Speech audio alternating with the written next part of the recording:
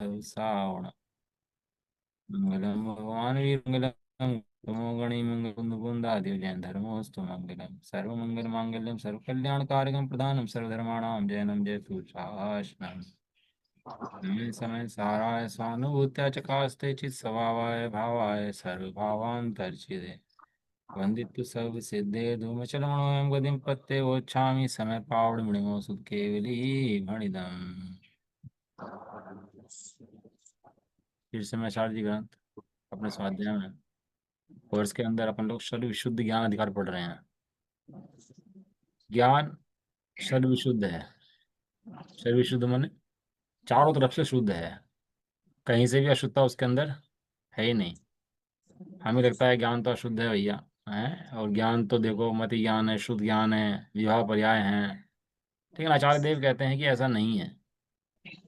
जो ज्ञान है, सो ज्ञान क्या है, सर्वथा शुद्ध है, सर्व प्रकार शुद्ध है। ये जैन मत है। और जो ज्ञान का शुद्ध मानते हैं वो अजैन मत है। हम्म। प्रकाश के अंदर मल झलका, प्रकाश के अंदर मल झलकने में आया, तो प्रकाश मलिन हुआ कि नहीं हुआ? प्रकाश मैला हुआ कि नहीं हुआ? नहीं, प्रकाश को धोना पड़ेगा, सुखाना पड़ेगा, निचोड़ना पड़ेगा कपड़े की तरह। प्रकाश को क्या करना पड़ेगा? कुछ भी नहीं। कुछ भी नहीं करना पड़ने का, बताओ। एक बताओ, महिला है, उसके रसोई के अंदर दर्पण लगा हुआ है, वो दर्पण के अंदर से बाहर से भंगी जा रहा था, तो भंगी झलक गया दर्पण के अंदर। तो बताओ वो जो रसोई है वो कितनी अशुद्ध हुई इतने भी नहीं शुद्ध है कि है? जल के। अब बताओ वो जो वो झलका है उसके अंदर, दर्पण के अंदर झलका कि नहीं झलका? कहते झलका है पर मात्र झलका है। वो उसके अंदर प्रवेश किया नहीं। ये सिद्धांत की पराकाष्ठा है। जिसने ये सिद्धांत समझ लिया उसने सारे जैन शासन का सार समझ लिया। और जो ज्ञान के अंदर मिलावट देखता रहा गेहूं की, और ज्ञान को पर से पर का मानता रहा, वो दुखी होता रहा। उसको जैन धर्म का पता नहीं लगा, अपने आनंद का कभी पता लग सकता नहीं है। खान के अंदर रखा हुआ सोना शुद्ध है कि अशुद्ध है? है, खाने पड़ा हुआ सोना शुद्ध है कि अशुद्ध है? और यहाँ से अशुद्ध है, वैसे शुद्ध है। बहुत बढ़िया, उसमें नहीं। बहुत बढ़िया आंसर। शुद्ध है, द्रव्य से दृष्टि से देखो तो वो कभी मलिन हुआ ही नहीं है, वो खान रूप कभी हुआ ही नहीं है। सोना तो सदाकाल सोना है। अपना आनंद अपने में मिलेगा, और अपने में ही मिलेगा, और अपने अलावा कहीं और नहीं मिलेगा। दूसरी जगह ढूंढने जाएं अपना आनंद तो मिल पाएगा हमारे को? अपना आनंद कहीं और ढूंढें देखें तो मिल जाएगा? अपने घर में कोई चीज खो गई हो, कहाँ मिलेगी? घर के अंदर की घर के बाहर? अंदर ही मिलेगी। मिलेगी कभी ना कभी तो मिलेगी वो। कभी ना कभी की अभी रखी है ना भैया, हाल हजूर विद्यमान है ना। मिलेगी कब? अभी हाल भगवान है ना तू। अरे अपने अंदर है और परिपूर्ण है, और अपने अंदर ही मिलेगी। कहीं और खोजेगा तो दुखी होगा, वस्तु नहीं मिलेगी। तू दुखी होगा। क्या लेकर आए थे, क्या लेकर जाएंगे? जो अपना अब है वो क्या। पूरा ले, जो दूसरा है वो बिल्कुल लेकर नहीं जाएंगे, लेकिन जो अपना है वो पूरा लेकर जाएंगे। अब तो मुनिराजों के ऊपर उपसर्ग होते हैं, परिचय होते हैं, सब होता है, तो अपन देखते हैं मुनिराजों के ऊपर उपसर्ग हो रहा है, डले पड़ रहे हैं, ओले पड़ रहे हैं, शोले पड़ रहे हैं, पत्थर पड़ रहे हैं। वो सब पड़ रहे हैं मुनिराज के ऊपर। मुनिराज ओले शोले पत्थर सहन करते हैं कि आनंद करते हैं? हैं? मुनिराज क्या करते हैं? आनंद भोगते हैं कि उन डले ओले शोले पत्थर का दुख सहन करते हैं? ये तो अपने आत्मा का आनंद भोगते हैं। वो तो छठे गुण सातवें गुण स्थान में चक्कर लगाते हो, छठे में भी आते हो, तो भी छठे में आकर के दुगनों दुख नहीं होता कि ये मेरे को अवसर करता है। वहां भी क्या करते हैं? वे आनंद भोगते हैं। यशोधर मुनिराज के गले में और श्रेणिक ने सांप घेर दिया, और 3 दिन तो सांप पड़ा रहा। तो मुनिराज को दुख हुआ होगा भाई कि भैया बताओ कैसे कैसे श्रावक हैं, कैसा काल है, ये गले में सांप गिर के चला गया, कोई देखने वाला नहीं है, हैं? कोई खेद? बहुत सारे सिद्धांत हैं बचने के उनके पास। कर्मबद्ध पर्याय, हैं कर्म, हैं होनहार, परद्रव्य पुद्गल, अपनी पर्याय, इतने सिद्धांत हैं इनके पास। इस सिद्धांतों का पार नहीं है। जैसे अपने पास शस्त्र रखे हों, अब बढ़िया बढ़िया शस्त्र रखे हों, अच्छे अच्छे बड़े बड़े शस्त्र रखे हों, ये कोई लड़ाई करने आया हमारे पास। ये लड़ाई करने आया है तो हमारी हमारी युद्धशाला में शस्त्र हैं। अब शस्त्र हैं तो क्या करता है कि वो प्रयोग करता है उनको। जैसा शत्रु वैसा शस्त्र। है, क्या कहा, जैसा शत्रु वैसे शस्त्र। वैसा शस्त्र। कोई हल्के शत्रु पे परमाणु थोड़ा पड़कना है। जिस शत्रु का काम हमारी तोप तलवार से चल जाता हो, उसके लिए परमाणु परमाणु थोड़ा लेकर आएंगे। छोटे मोटे हथियार से मार देंगे उसको। ऐसे अपने पास बचने के इन इन विकारों से, इन भावों से बचने के रास्ते बहुत हैं, सिद्धांत बहुत हैं आप लोगों के पास। सिद्धांत तो हैं, सिद्धांतों का प्रयोग नहीं है।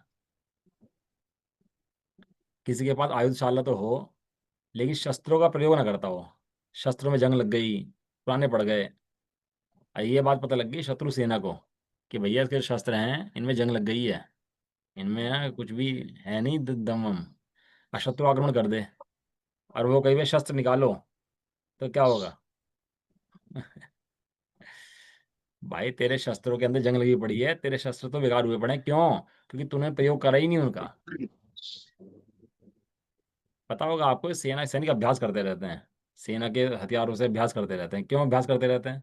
जब युद्ध नहीं छिड़ रहा, कुछ बात ही नहीं हो रही, तो आराम कर लो। आराम कर लो ना। फिर आराम क्यों नहीं करते? क्यों अभ्यास करते रहते हैं? शस्त्रों को भी नया रखते हैं और अपने शरीर को भी नया रखते हैं। ना शस्त्र को पुराना होने देते, ना शरीर को पुराना होने देते। इसी का नाम तो अभ्यास है। समाधि का अभ्यास किस चीज का नाम है? अब समाधि के टाइम पे लाओ लाओ हम समाधि कर लेते हैं।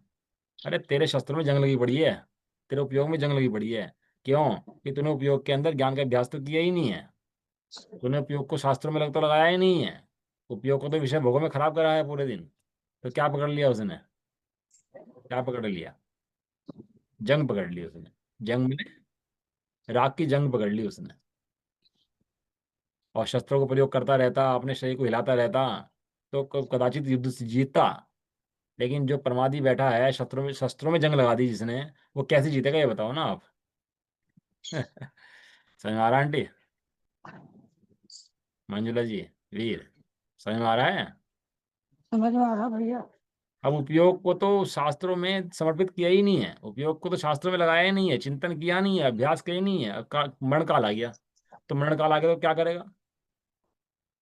अब कोई कहीं एक्सीडेंट हो जाए रास्ते में और मरण का काल आ जाए, तो हाय हाय करेगा कि आत्मा का आनंद भोग करेगा? अब बताओ क्या करेगा भाई? कि जो जिंदगी भर किया होगा वो करेगा। क्या करेगा? जो जिंदगी भर जो करा जिंदगी हो। भर किया होगा ना, अब वो करेगा। जिंदगी भर आराधना करी होगी तो आराधना करेगा, और जिंदगी भर विराधना करी होगी तब दुखी होगा। ये जितने पुण्य में खेलने वाले हैं ना, हंसने वाले हैं, पुण्य की में रमने वाले हैं, ये सब बड़े महान दुखी जीव हैं। जितने पुण्य का भोग भोग कर सुखी मानते हैं ना अपने आप को, हमें लगता है पुण्यधारी हैं, सुखी हैं। एक भी सुखी नहीं है। उल्टा क्या है? उल्टे महान दुखी हैं। समझ में आया? जड़ देह है, पुद्गलमयी है, जीव उपयोगमयी है। जीव अलग है। जड़ देह पुद्गलमयी अलग है और जीव उपयोगमयी अलग है। दोनों दोनों क्या हैं? अलग अलग हैं। जैसे गिलास के अंदर पानी भरा हो, गिलास अलग है और पानी कहाँ हो जा रही है? अलग। गिलास अलग है और पानी अलग है।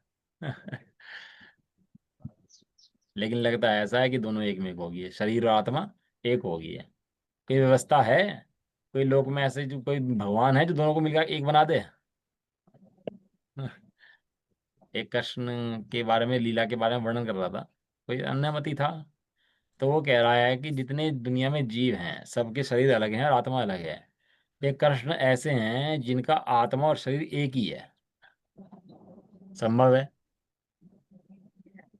सिद्धांत उसे कहते हैं जो सब पर लगता है। ऐसा नहीं है कि कोई बच जाए। ये उपयोगमयी चैतन्य मूर्ति आत्मा, जो भगवान है, ज्ञाता दृष्टा है, ज्ञान स्वरूपी है, वो आत्मा तो है न्यारा।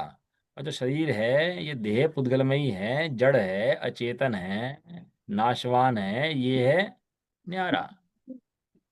दोनों की मिलने की व्यवस्था। ये म्यूट करो भाई इसका। कौन है? दोनों के मिलने की व्यवस्था जगत के अंदर नहीं है। पानी के अंदर आप लाल रंग मिला दो तो पानी लाल होगा कि नहीं होगा? कि लाल रंग लाल है, पानी पानी है।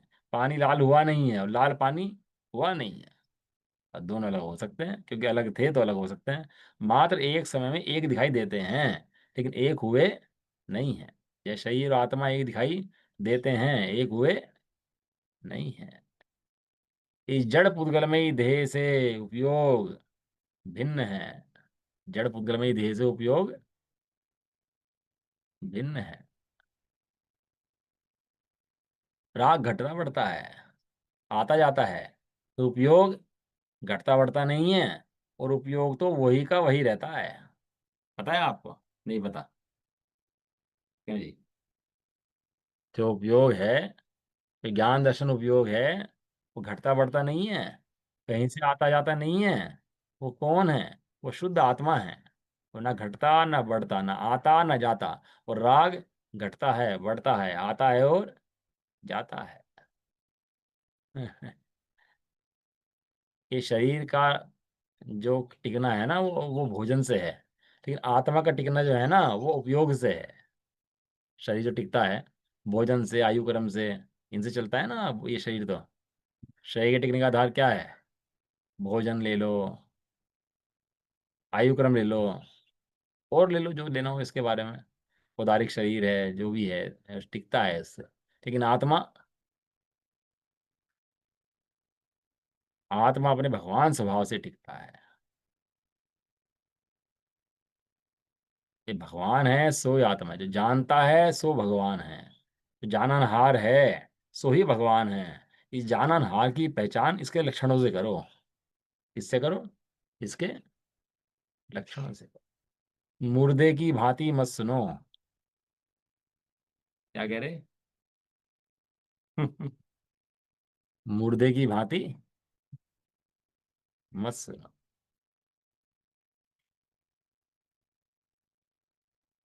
जैसे मुर्दा सुनता है ना, मुर्दे के पास कुछ प्रश्न करो तो मुर्दे की समझ में आता है कुछ? ये मुर्दे की भैया कुछ समझ में नहीं आता। ऐसे ही अज्ञानी के पास शास्त्रों का वर्णन करो तो अज्ञानी को भी कुछ समझ में नहीं आता। हम्म, अज्ञानी को समझ में नहीं आता। क्यों? वो अंधा बहरा है ना, इसलिए। अज्ञान अंधा है, अज्ञान बहरा है।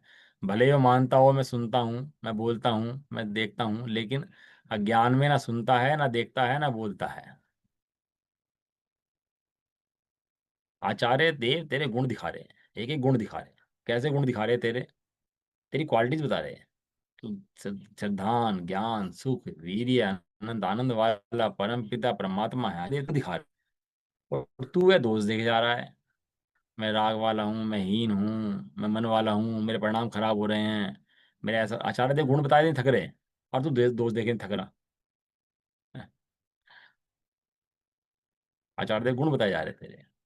कैसे गुणों का वर्णन करा तेरा शास्त्रों के अंदर? ऐसी महिमा कहीं और है क्या? ये तेरी महिमा आचार्य देव वर्णन करते हैं? कहीं है ऐसी महिमा? ये शास्त्र खोल लेता है और शास्त्र पूरा कर लेता है और शास्त्र बंद कर देता है। मात्र शास्त्र को नहीं पूरा करना, शास्त्र के अंदर जो आत्मा दिखाया है उसको देखना है। शास्त्र को पूरा नहीं करना है। मात्र शास्त्री गाथाएं खोली और ये खोले छंद और ये पढ़ लिए और शास्त्र पूरा हो गया। इनसे शास्त्र पूरा नहीं होता। समझ में आया? इनसे शास्त्र पूरा, शास्त्र पढ़ने से शास्त्र पूरा नहीं होता। आत्मा को देखने से शास्त्र पूरा होता है, क्योंकि आत्मा को देखना ही उस शास्त्र का प्रयोजन है। शास्त्र का प्रयोजन क्या है? आत्मा को देखना मात्र ही शास्त्र का प्रयोजन है। मोह को नष्ट करना ही शास्त्र का प्रयोजन है। मोह नष्ट मने मोह का साम्राज्य नष्ट। मोह का साम्राज्य नष्ट मने संसार नष्ट। संसार नष्ट मने मोक्ष। संसार नष्ट यानी हम्म, मोक्ष, मुक्ति।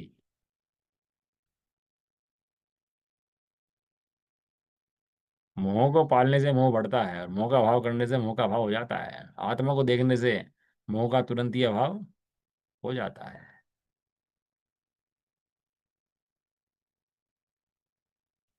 आत्मा सार है। शुद्ध आत्मा ही सार है, बाकी सब निस्सार है, असार है। इन विषय भोगों में कहीं सुख रखा नहीं है। ये मिल जाएगा। और आत्मा में सुख है, वहां जरूर मिलेगा। देखो कलश नंबर क्या है, कह रहे 205 नंबर कलश होता है ना अपना, 205 नंबर कलश पढ़ लेते हैं हमने। आज 206 नंबर कलश पढ़ रहे हैं। देखो क्या कहते हैं, है ना।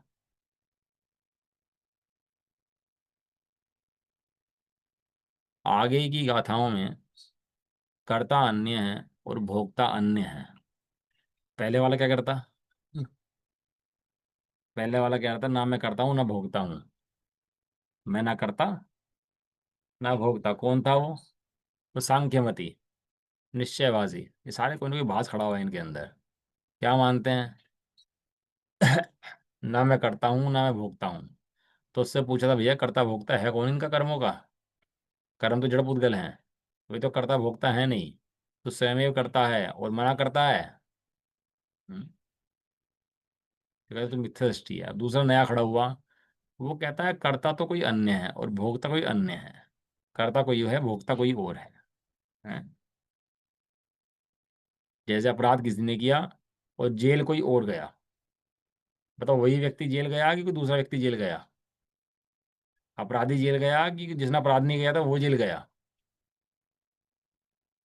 ये मिथ्यात की मान्यताएं बैठी हैं।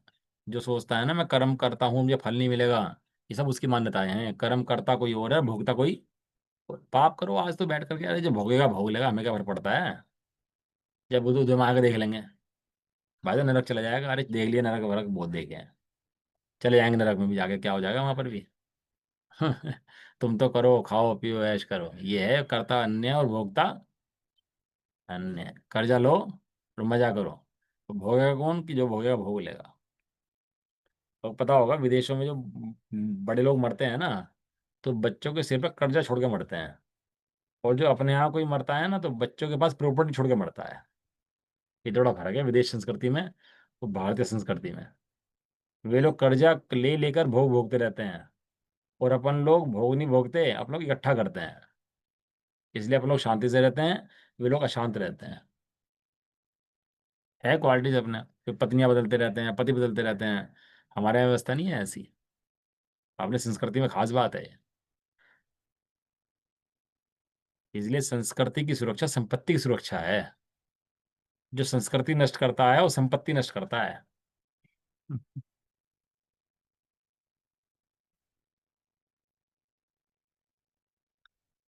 अब ये कहने लगा भैया करता अन्य है और भोगता अन्य है? करे कोई भरे कोई, ऐसा व्यवस्था है क्या?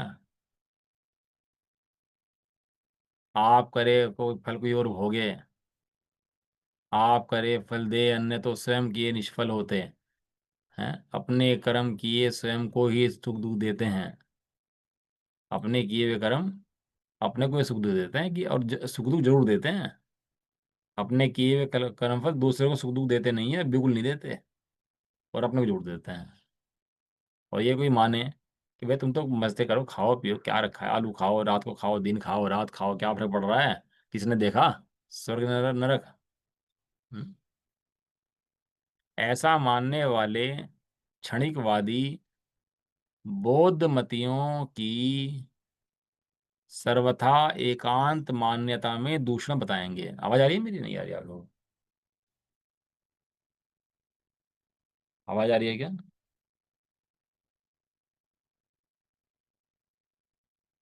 बोलो भैया, आवाज आ रही है कि नहीं आ रही है?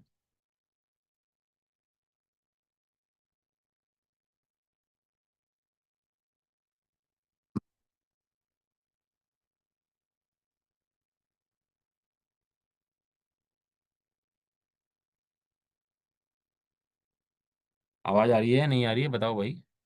आ रही है अंकल जी, आ रही उर्मिला आंटी आवाज आ रही है कि नहीं आ रही?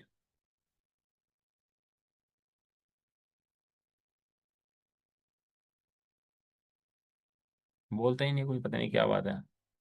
सुनते हैं कि नहीं सुनते पता नहीं लगता। है। हो आवाज सकता है तो म्यूट, क्लियर आ रही है। अनम्यूट करना ना आते उनको, हो सकता है। ऐसा मानने वाले क्षणिकवादी बौद्ध मतियों की सर्वथा एकांत मान्यता में दूषण बतलाएंगे कि ये मान्यता एकांत है। पहले वाला क्या करता था कि मैं तो कर्ता भोक्ता हुई नहीं, ये तो सब कर्मों का है, तो वो तो एकांतवादी था। तो नया पैदा हुआ अनेकांतवादी मानता हुआ अपने आप को, वो कहता हुआ करता तो मैं हूँ और भोक्ता कोई और है। अभी खाना बनाए ना और खाने को ना मिले तो टेंशन हो जाएगी, तब नहीं लगाएगा सिद्धांत, लेकिन अब लगा लेगा इस सिद्धांत जैन धर्म के अंदर। ये बौद्धमती पैदा हुए हैं। महावीर स्वामी थे, उस काल के अंदर ही बौद्धमती पैदा हो गए थे। अब ये बौद्धमती भी क्या होते हैं, जितने मत पैदा हुए उस टाइम पर तत्वों के अंदर फेर फार करने से बौद्धमती पैदा हुए हैं। कुवादियों के 363 मत होते हैं। जो कुवादी होते हैं ना, कुवादी एक तो वादी होता है। वादी माने सम्यक प्रकार से वाद करे, वचन वाद माने वचन कहे। वाद माने बहस करे नहीं, वाद माने वचन कहे। जो सम्यक प्रकार से वचन करे और जो मिथ्या वचन करे, तो मिथ्या वचन करने वालों के 363 मत होते हैं। उनके अंदर ये भी एक मत है जो ये माने कर्ता अन्य और भोक्ता अन्य है। अब उसको बौद्धमती कहो कि जाजोमती कहो, वो एक अलग बात है। बहुत से जैन मती भी ऐसा मानते हैं, आज तो खाओ पियो ऐश करो और जब कर्म आएंगे देख लेंगे। ये सब बौद्धमती हैं, ये सब भोगी प्राणी हैं, ये क्षणिकवादी हैं। क्षणिकवादी माने आज क्षण भर का आनंद लो, भाई कल देख लेंगे। संसार क्षण भंगुर है। क्षण क्षण में नष्ट हो जाता है। पर्याय एक समय की है, नष्ट हो जाती है। जो पर्याय करती है वो भोगती नहीं है, और जो भोगती है वो करती नहीं है। इसलिए मैं तो वर्तमान में करने वाला हूँ, भोगने वाला तो भविष्य में कोई और है। ऐसा ऐसा मानने वाले क्षणिकवादी बौद्ध मतियों की सर्वथा एकांत मान्यता में दूषण बतलाएंगे। और स्यादवाद के अनुसार, स्यादवाद माने जो वस्तु को साधता है, वस्तु को सही करता है, वस्तु के बारे में बताता है, ऐसा स्यादवाद जिस प्रकार वस्तु स्वरूप अर्थात कर्ता भोक्तापन है उस प्रकार कहेंगे। उन गाथाओं का सूचक काव्य प्रथम कहते हैं। कैसे कर्ता भोक्तापन जैसा तू कहता है ऐसा नहीं है, जैसा है वैसा बताएंगे। कलश पढ़ लेते हैं इसका। क्षणिक मिदमि है कै कल्पित कल्पित्वात्म तत्वम निज मनसि विधत्ते कृतभोक्तृ विभेदम अपरहति विमोहम तस्य नित्यामृतोघे स्वयं यमभिषेचिचमत्कार एव। श्लोकार्थ। हम्म इस जगत में कोई एक तो अर्थात क्षणिकवादी बौद्धमती क्या करते हैं, इदम आत्म तत्वम क्षणिकम कल्पित्वा, इस आत्म तत्व को क्षणिक कल्पना करके, क्षणिक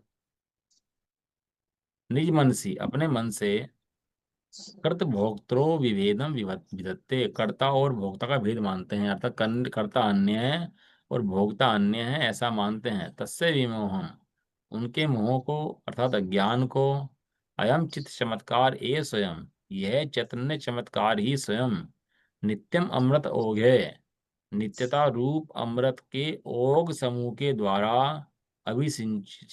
अभिसिंचनम अभिसिंचित करता हुआ अपरहत दूर करता है। ये जो आत्मा है, जो आनंददायी तत्व है, ये जितने एकांतवादी हैं सब आत्मा के आनंद से दूर हैं वास्तव में।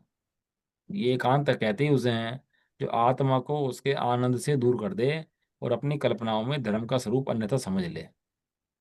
हम्म, ऐसा मानता हुआ उसी दुखी होता है, अपना आनंद नहीं भोग पाता। भावार्थ। क्षणिकवादी कर्ता भोक्ता में भेद मानते हैं, अर्थात वे ये मानते हैं प्रथम क्षण में जो आत्मा था वह दूसरे क्षण में नहीं है। पहले क्षण में आत्मा तो मर गया और नया आत्मा पैदा हुआ। कर्जा ले लिया किसी से, और कर्जा लेके बोला भैया कि जब लौटाने का नंबर आया, कहला कर्जा दो, कहला वो तो कोई और था जिसने कर्जा लिया था, तो उससे ले भाई आकर के। तो तू ही तो था कि मैं कहाँ था, वो तो नष्ट हो गया, तो संसार नष्ट हो गया, वो भी नष्ट हो गया, इसलिए अब कर्जा वर्जा कुछ बचा नहीं है, तेरा कर्जा खत्म हो गया। तो आ गया क्षणिकवादी का बोधवती का दृष्टांत। ले ली किसी 10-20 लाख को उधार, अब वापिस देने का नंबर आया तो ये ऐसे बहाने मार दिए।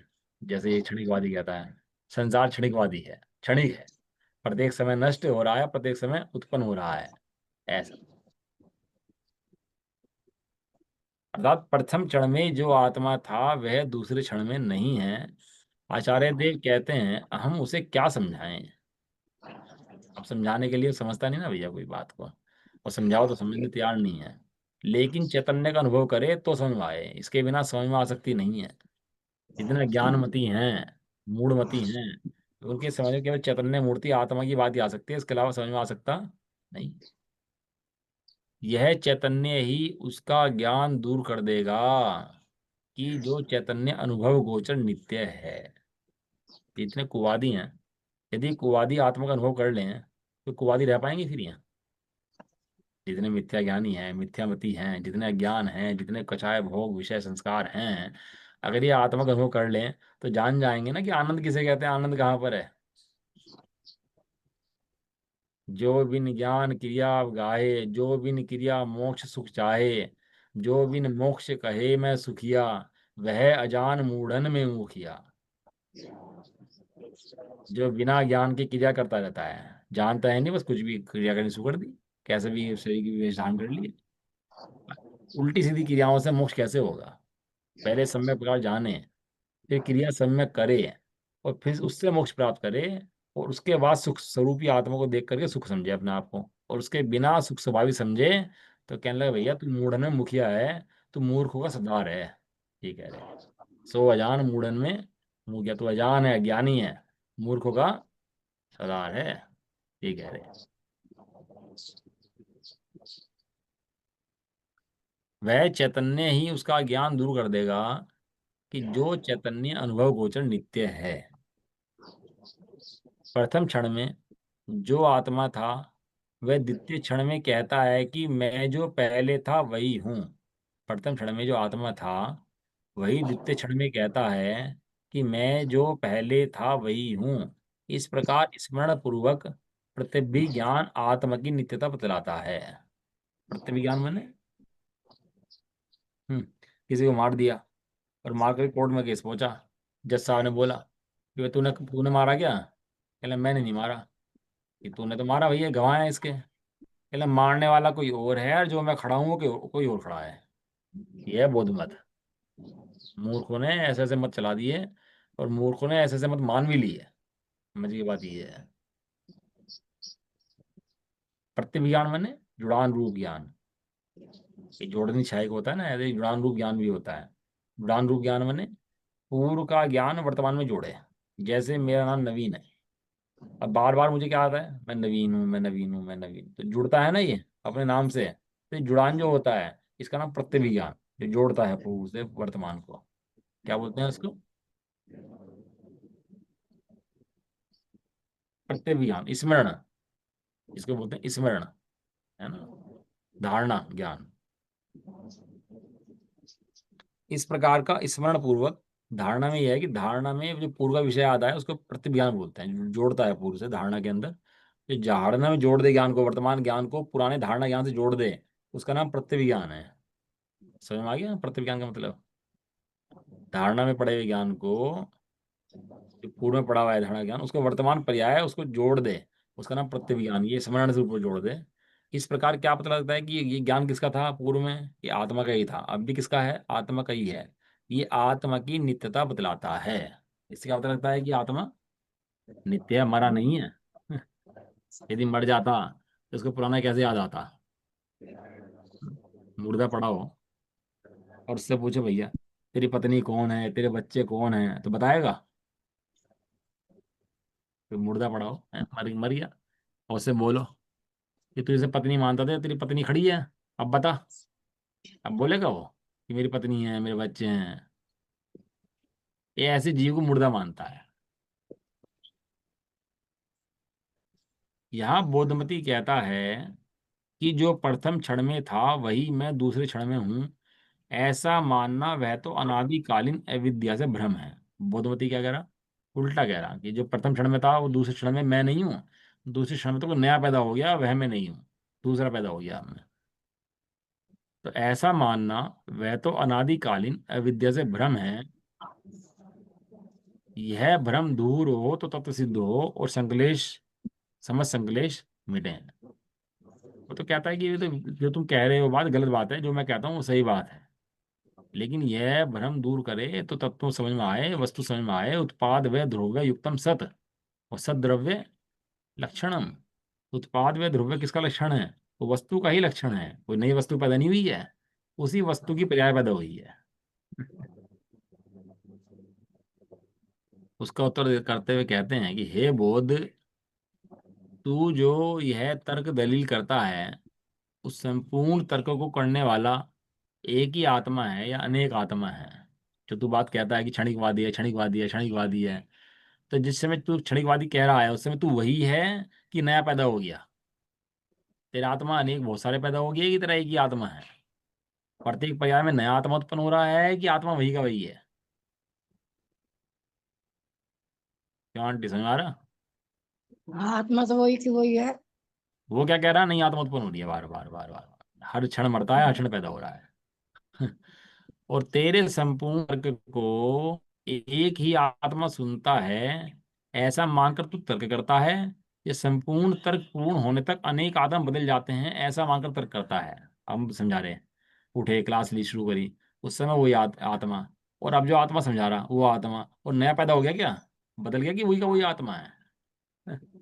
सोया कोई और आत्मा, उठा कोई और आत्मा, खा रहा है कोई और आत्मा, निकाल रहा है कोई और आत्मा, पी रहा है कोई और आत्मा। ये सब आत्मा बदल रहे बार बार, आत्मा नहीं बदल रहा, ये आत्मा की पर्याय बदल रही है। वो क्या मान रहा है कि आत्मा ही बदल रहा है? ऐसा मांगे तर्क करता है, तर्क करता है, कुतर्क करता है। कुतर्क करता है। यदि अनेक आत्मा बदल जाते हों तो तेरे संपूर्ण तर्क को तो कोई आत्मा सुनता नहीं है, तब फिर तर्क तर्क करने का क्या प्रयोजन है? तो तर्क कर रहा है तो आत्मा तो बदल गया, तो फिर तर्क कौन करता है, क्यों करता है, कौन करने वाला है उस तर्क को, कौन समझता है तर्क को उसको? नीचे लिखा है नंबर 1 फुटनोट में, यदि यह कहा जाए कि आत्मा तो नष्ट हो जाता है किंतु वह संस्कार छोड़ता जाता है, तो वह भी यथार्थ नहीं है। यदि आत्मा नष्ट हो जाए तो आधार के बिना संस्कार कैसे रह सकता है? और यदि कदाचित एक आत्मा संस्कार छोड़ता जाए तो भी उस आत्मा के संस्कार दूसरे आत्मा में प्रविष्ट हो जाएं, ऐसा नियम न्याय संगत नहीं है कि एक आत्मा संस्कार छोड़े और नई आत्मा पैदा हो, संस्कार दे जाए, और फिर वो मर जाए, उसके संस्कार नई आत्मा में चले जाएं। ऐसा होता नहीं है। ये अनेक प्रकार से विचार करने पर तुझे ज्ञात होगा कि आत्मा को क्षणिक मानकर प्रत्यभिज्ञान को भ्रम कह देना वह यथार्थ नहीं है। क्या करें, मिथ्या दृष्टि मानता नहीं भैया। दिक्कत मिथ्या दृष्टि में सबसे बड़ी समस्या है, मिथ्या दृष्टि तो मिट जाए, सम्य दृष्टि हो जाए, अगर ये मान ले तो। लेकिन इसने भी कसम खाई हुई है कि बस मुझे मानना ही नहीं है। जैसे ही मेरी बुद्धि में कुतर्कों में समझ में आ गया, मैं तो वैसे ही मानूंगा, जैसे सही वस्तु है वैसे नहीं मानूंगा। और सही वस्तु मान ली कैसे पता लगेगा? कि भाई अपना आनंद आ जाएगा वस्तु का, जिसका आनंद वस्तु का आया उसने मान ली, और जिसको आनंद नहीं आया उसने नहीं मान। इसलिए यह समझना चाहिए कि आत्मा को एकांततः नित्य या एकांततः अनित्य मानना, यह दोनों भ्रम है, वस्तु स्वरूप नहीं है। हम जैन कथनचित नित्या नित्यात्मक वस्तु स्वरूप कहते हैं, वही सत्यार्थ है। वस्तु कैसी है? कथनचित नित्य है, कथनचित अनित्य है, सर्वथा नित्य नहीं है, सर्वथा नित्य अनित्य भी नहीं है। आपको याद होगा बोधमती ने लिखा था बोर्ड के ऊपर सूत्र, क्या लिखा था? आत्मा, जैन की लिखा था, जैन ये कहते हैं आत्मा नित्य है, आत्मा अनित्य है। देखा था ना बोर्ड के ऊपर। और बोर्ड के ऊपर लिख करके सोच लगा ये जैन कहते क्यों है ऐसा, आत्मा नित्य, आत्मा नित्य, आत्मा नित्य, आत्मा नित्य। ये जैनी कह रहे, जैनी हो तो समझदार तो होते हैं, लेकिन ऐसी बात क्यों कहते हैं कि नित्य है, एक ही बात में एक ही चीज में दो लाइन।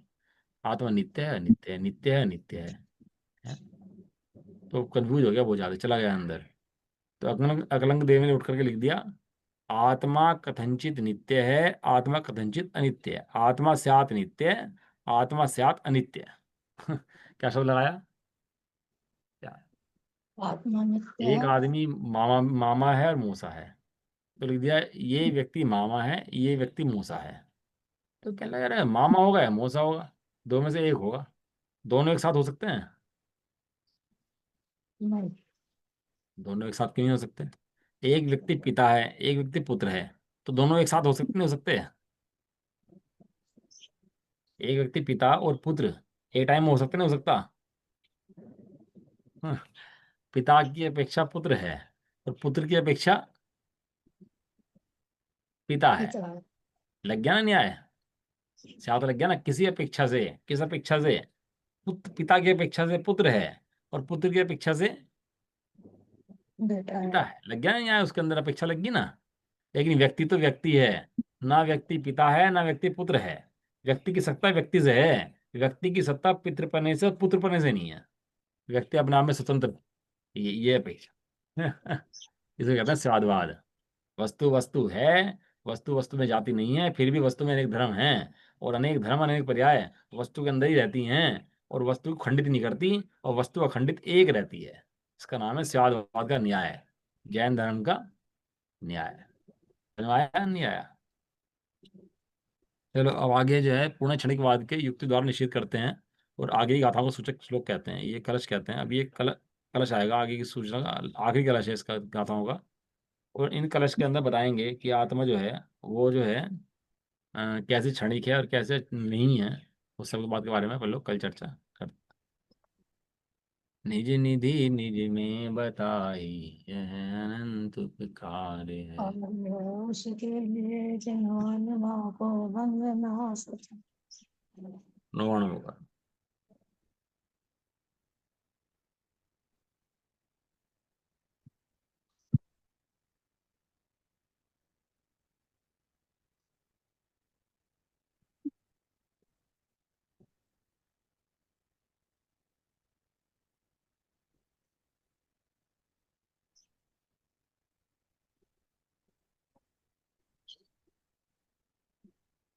जय प्रदवासिनी माता की, जाओ।